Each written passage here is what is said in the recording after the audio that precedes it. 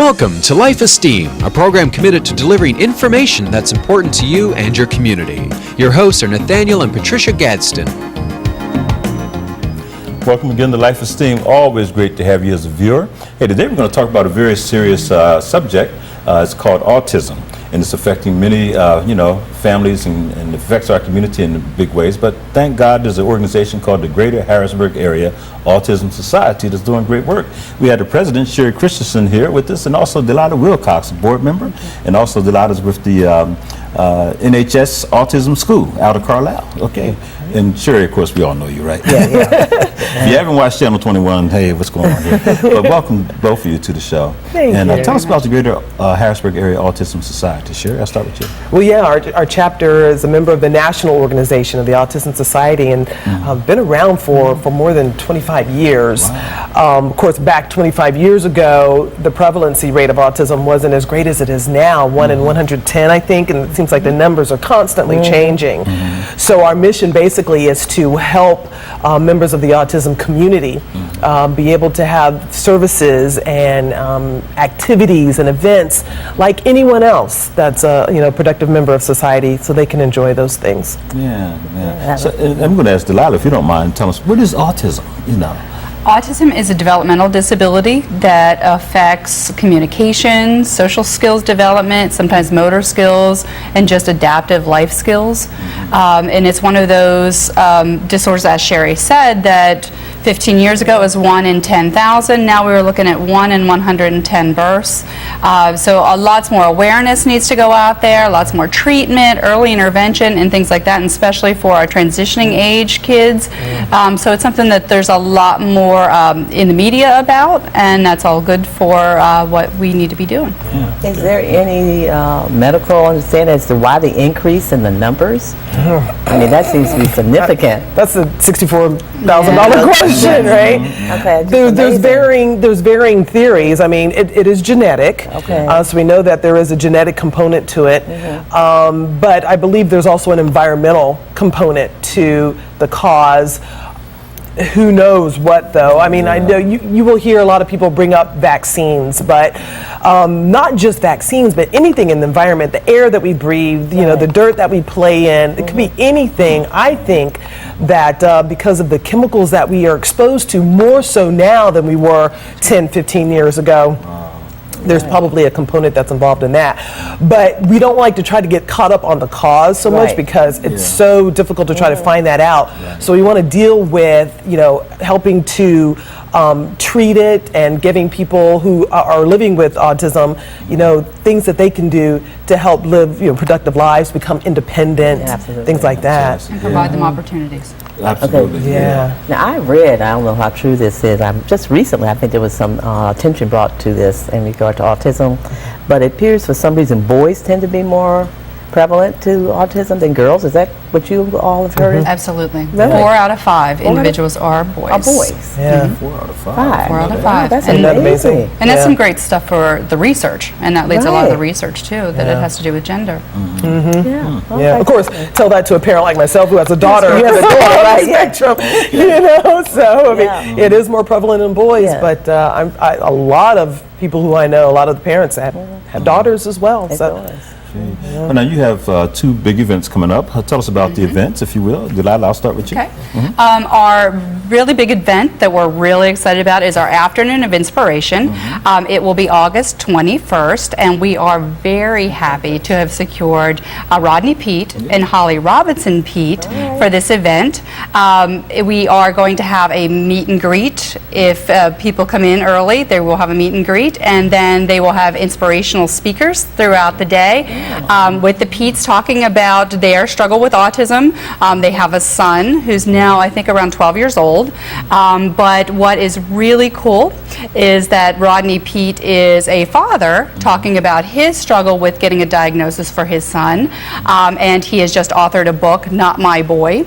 Wow. So it's now in the news. He's coming to grips with it, but they're inspirational speakers, and that's why we really wanted to host this event, to bring people from the community in, some of our adults with autism, people in the community, caregivers, Right. parents, grandparents, and trying to get them to come in, learn a little bit more, get inspired. And that day we're also going to be giving out a Distinguished Visionary Awards for some of the prominent members of our society here that are doing some great things with our autism community. And I got to say that those persons who don't know who Rodney Peete or, Holly Robinson Peete are, they are?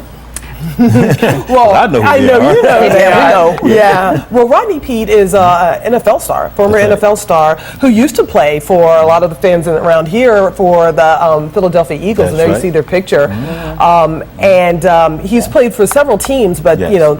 being in Eagles territory. Oh, yeah. Yeah. We mentioned that, and Holly Robinson Peete is an actress and authors. We mentioned now currently talk show host, and she's one of the hosts on The Talk that airs on CBS. Fantastic. And so yeah, it's amazing when we talk about how they're able to truly inspire. They really are, because what they call keep it real, and they just lay it out. I mean, Holly will say flat out that on paper she and Rodney shouldn't be married. Because and the unfortunately the divorce rate among parents of children with autism is very, very high. So she says, yeah, I mean, he had a hard time. He was in denial, and had a hard time coming to grips. So not only being a father, but an athlete father, a very successful athlete father, and his son has autism and may not, be able to communicate with him, show the affection that he would like for him to show. It was really hard for him to deal with, but they stuck it out, and through their family, they used the family support method. Everybody just jumped in and got involved with keeping the family together, but also getting the word out into the community that autism doesn't discriminate.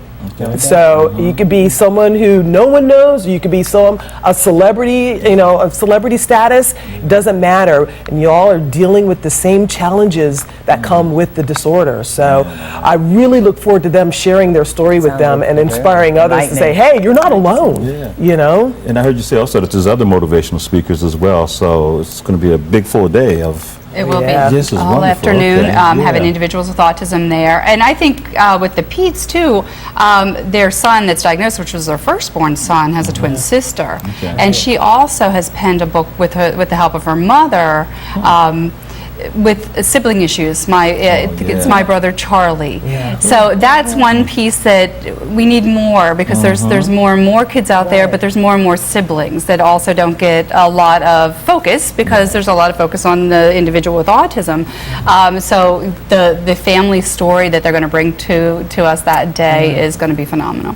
And I'm glad that Delilah mentioned that, because that is a key component. And when and being with the NHS Autism School out of Carlisle, you see the entire family, not only the students there with autism, but their siblings. And you know how important it is for everyone to feel a part of the family, for everyone to get the support that they need. Yeah, And I should have it's very mentioned the fact difficult. that you are clinical director there, by the way, for NHS, right? So Yeah. you do, as Sherry said, okay. And it's when we look at one of the individuals with autism, it's not just the treatment or interventions or help and support for that individual, but it absolutely is the family. And we need to help everyone in the family just to make everybody productive, successful, trying to keep the stress down. And siblings are a big part of that. And that's what you see when families struggle. And the divorce rate is high, which that also lends in the whole new dynamics to trying to keep stability and keep moving forward. And we need to treat everybody and try to support everybody. One of the big things, of course, back in, I guess, like the 80s and 90s was whether or not we should have institutions where people are put away. So you had, the state hospital, for example, began to, and a lot of people were probably misdiagnosed when they had autism way back when. So I can imagine. I guess a lot of families struggle with whether or not we should keep the person in the home. Can we manage, or do we find a school or a service for them? Do people deal with that? And if so, what's involved in all that? Not as much today as you said back, Okay. There's a movie out based on an incredible book, Temple Grandin. Have you heard of it? Temple Grandin, she is an adult with autism diagnosed back in, I'm going to say the 40s. During that time, that's all parents ever heard from doctors was,